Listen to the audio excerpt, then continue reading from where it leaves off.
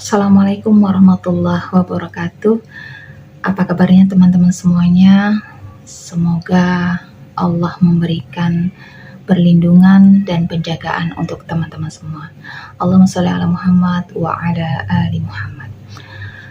Oke teman-teman, saya ingin kepada teman-teman membagikan tips bagaimana caranya saya mengelola pikiran saya untuk tetap merasa bersyukur kepada Allah Subhanahu wa Ta'ala.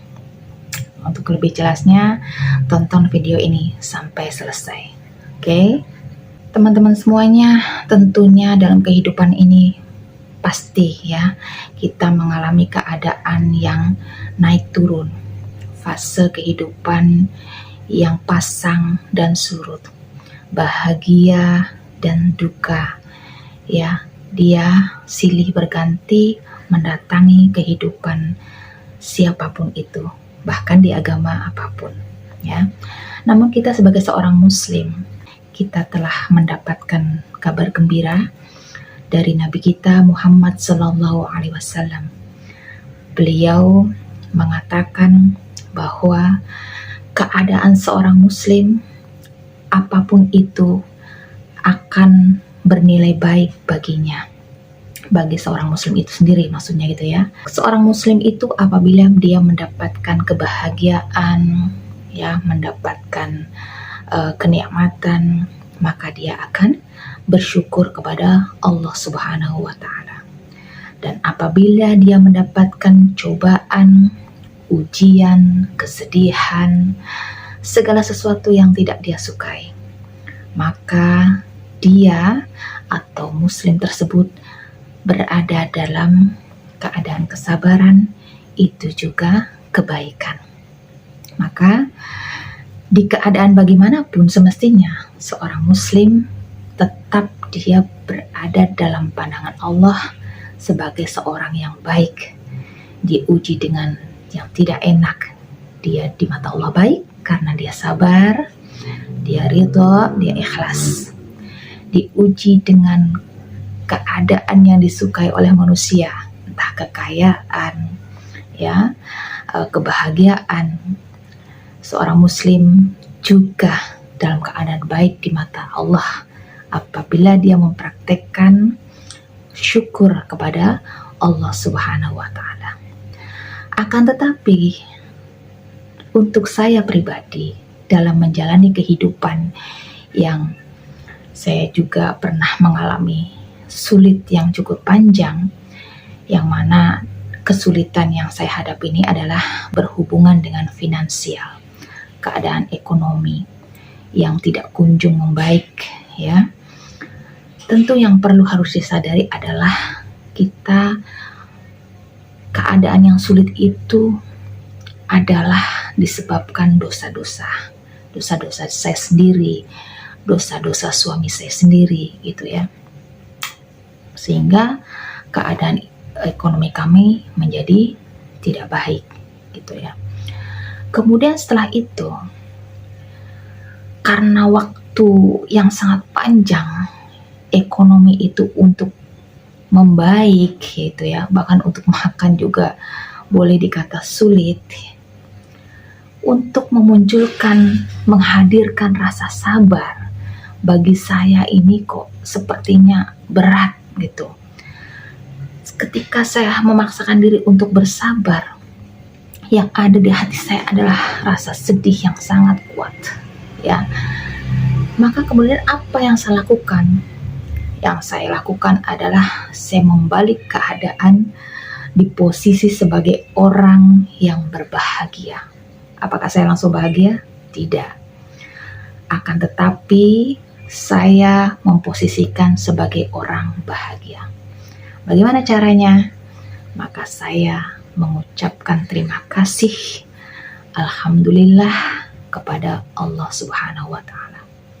Bagaimana mungkin ya? Bagaimana mungkin seorang yang susah, ekonomi sulit, harus mengucap terima kasih kepada Allah Subhanahu wa Ta'ala? Rasa-rasanya tidak mungkin. Tapi ternyata yang saya praktekkan dalam kehidupan saya, semakin kesini itu semakin mudah untuk dilakukan. Saya berterima kasih kepada Allah atas keadaan yang ada.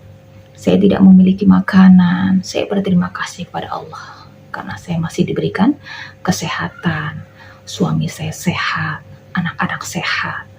Saya melihat orang lain ya yang makanannya berlimpah, tetap mendapatkan gaji yang cukup setiap bulannya, tapi anak-anaknya sakit, dibawa ke dokter, bercerita kepada saya habisnya sekian ratus ribu, belum lagi sembuh sekian ratus ribu lagi.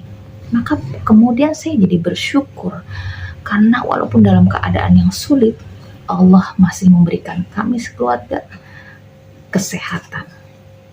Kemudian ketika kami mendapatkan keadaan yang sulit untuk membayar kewajiban kami.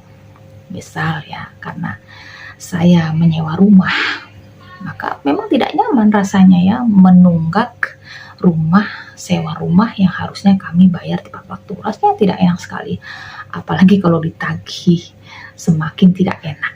Tidak ditagih saja tidak enak, apalagi ditagih.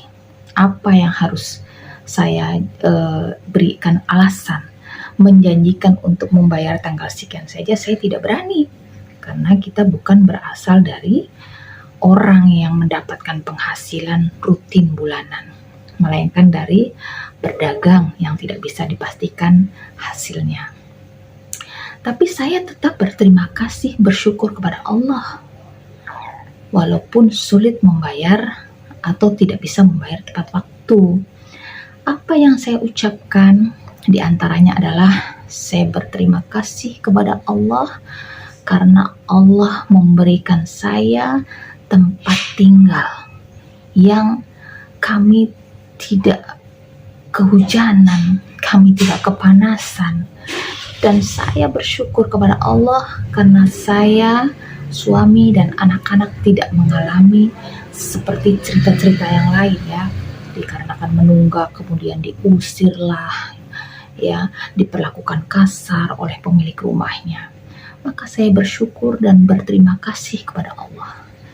Masih banyak hal yang lain saya lakukan untuk lebih mengedepankan rasa syukur saya, mengucapkan terima kasih saya kepada Allah yang memberikan karunia dan kebaikan-kebaikan kepada kami. Walaupun keadaan kami sedang dalam kesulitan ya, misalnya sulit membayar sewa rumah gitu ya, sulit untuk memberikan makanan. Tapi ternyata Masya Allah ya, setelah saya mempraktekkan rasa syukur lebih dikedepankan, lalu saya kemudian seolah-olah dalam tanda kutip itu ya, mengesampingkan sabar ya, ternyata semakin kesini kehidupan saya, semakin Allah berikan kemudahan-kemudahan, tambahan-tambahan kebaikan, sehingga saya merasa bagi saya pribadi akan lebih mudah untuk ya mempraktekkan rasa syukur, berterima kasih kepada Allah Subhanahu wa Ta'ala daripada saya harus memaksakan diri saya bersabar yang kemudian saya jadinya menangis ya, bingung harus bagaimana gitu teman-teman ya.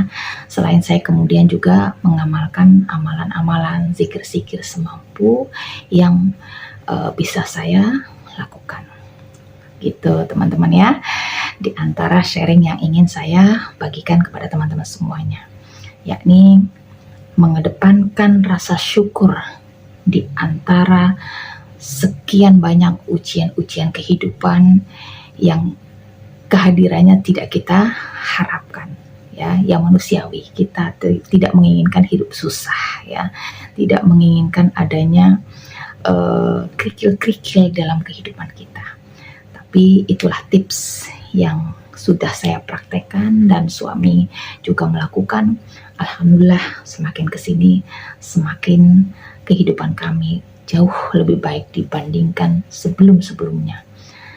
Oke teman-teman, mungkin teman-teman bisa mempraktekkan apa yang saya sharingkan.